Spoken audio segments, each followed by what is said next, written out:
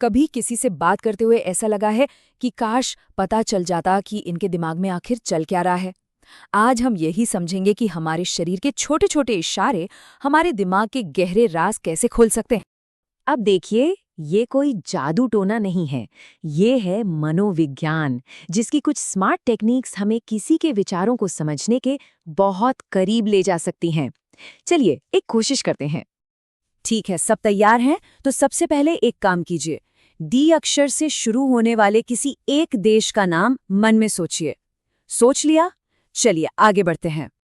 अब आपने जो देश सोचा है, उसके नाम का जो दूसरा अक्षर है, उससे शुरू होने वाले किसी एक जानवर के बारे में सोचिए। हो गया? तो क्या डेनमार्क और हाथी सोचा? अगर हाँ, तो आप अकेले नहीं हैं। 90% से ज्यादा लोग यही सोचते हैं। ये कोई जादू नहीं, बल्कि मनोवैज्ञानिक सुझाव की ताकत है, जो हमारे दिमाग को अनजाने में ही एक खास रास्ते पर ले जाती है।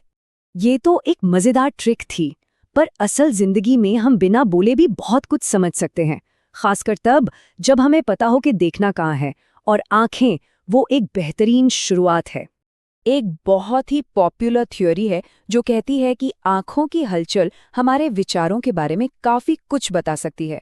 माना जाता है कि जब कोई अपनी आंखें ऊपर और बाईं ओर ले जाता है तो वो अपनी याददाश्त से कुछ याद कर रहा होता है, लेकिन अगर आंखें ऊपर और दाईं ओर जाएं तो ये एक नई कहानी या विचार बनाने का संकेत हो सकता है। अब जरा मुस्कुराहट के पीछे का राज देखिए। एक असली दिल से निकली मुस्कान 7 से 8 सेकंड तक टिकती है, और उसमें आंखें भी शामिल होती हैं। मतलब आंखों के कोनों पर हल्की लकीरें बन जाती हैं। वहीं एक नकली मुस्कान सिर्फ 4-5 सेकंड की होती है, और उसमें सिर्फ मुंह का निचला हिस्सा ही हरकत करता है।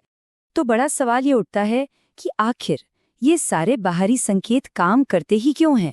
हमारे दिमाग के अंदर ऐसा चल क्या रहा है जो इन इशारों के रूप में बाहर दिखाई देता है? चलिए अब जरा पर्दे के पीछे झांकते हैं और ये समझने की कोशिश करते हैं कि हमारा दिमाग जानकारी को कैसे प्रोसेस करता है और यादें आखिर बनती कैसे हैं। हमारी जो याददाश्त है ना, वो 3 सिंपल स्टेप्स में काम करती है। सबसे पहले है एनकोडिंग, जहां जानकारी को दिमाग की भाषा में बदला जाता है। फिर आता है स्टोरेज, जहां उसे सहेज कर रखा जाता है। और आखिर में है रिट्रीवल, जब हम उस जानकारी को वापस याद करते हैं। एनकोडिंग ये सबसे पहला और सबसे जरूरी स्टेप है। कल्पना कीजिए कि हमारा दिमाग एक ट्रांसलेटर की तरह है। ये बाहरी दुनिया की हर चीज जो हम देखते, सुनते या महसूस करते हैं, उसे अपनी भाषा में बदलता है। इसी प्रोसेस में ये नई यादों को स्टोर करने के लिए दिमाग की कोशिकाओं मतलब न्यूरॉन्स के बीच नए रास्ते और प्रोटीन बनाता है। तो जब हम ये समझ गए हैं कि दिमाग काम कैसे करता है, तो क्या हम अपनी याददाश्त को बेहतर बनाने के लिए इसे हैक कर सकते हैं? अरे बिल्कुल! हम दिमाग के नेचुरल सिस्टम के साथ काम करके सीखने और याद रखने की अपनी क्षमता को बढ़ा सकते हैं।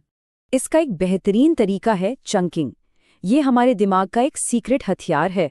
इसमें लंबी और मुश्किल जानकारी को छोटे छोटे मैनेजेबल हिस्सों या चंक्स में तोड़ा जाता है। ये कुछ वैसा ही है जैसे एक बहुत बड़े काम को छोटे छोटे कामों में बांटना, ताकि उसे आसानी से पूरा किया जा सके। इसका सबसे बढ़िया एग्जाम्पल है एक मोबाइल नंबर। 10 नंबर एक साथ याद रखना मुश्किल है ना?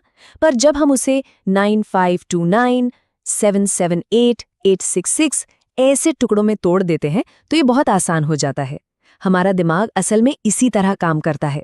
और अगर याददाश्त को एकदम चट्टान जैसा मजबूत बनाना है तो डबल कोडिंग का इस्तेमाल करना चाहिए। इसका मतलब है दिमाग को एक ही जानकारी कई रास्तों से देना।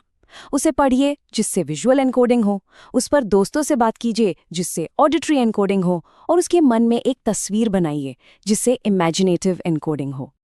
तो चलिए अब इन दोनों हिस्सों को आपस में जोड़ते हैं। वो बाहरी संकेत जो हम देखते हैं और दिमाग के अंदर चलने वाली प्रक्रियाएं। याद है हमने आंखों की हलचल की बात की थी, जब कोई अपनी आंखें ऊपर और दाईं ओर ले जाता है? तो अब हमें पता है कि ऐसा क्यों होता है। ये सिर्फ एक संकेत नहीं है, ये दिमाग की एनकोडिंग प्रक्रिया का एक बाहरी लक्षण है। मतलब उस पल दिमाग एक नई कहानी या विचार गढ़ रहा है। तो सबसे जरूरी बात ये निकल कर आती है कि जब हम ये समझ जाते हैं कि हमारा अपना दिमाग जानकारी को कैसे स्टोर करता है, तो हम दूसरों को और बेहतर ढंग से समझ सकते हैं। हम उनके बर्ताव के पीछे का क्यों समझना शुरू कर देते हैं। और आखिर में एक सवाल, अगर हमारा शरीर हमारे दिमाग के राज खोलता है, तो इस वक्त ठीक अभी जब हम ये सब सीख रहे हैं, हमारा दिमाग हमें क्या बताने की कोशिश कर रहा है?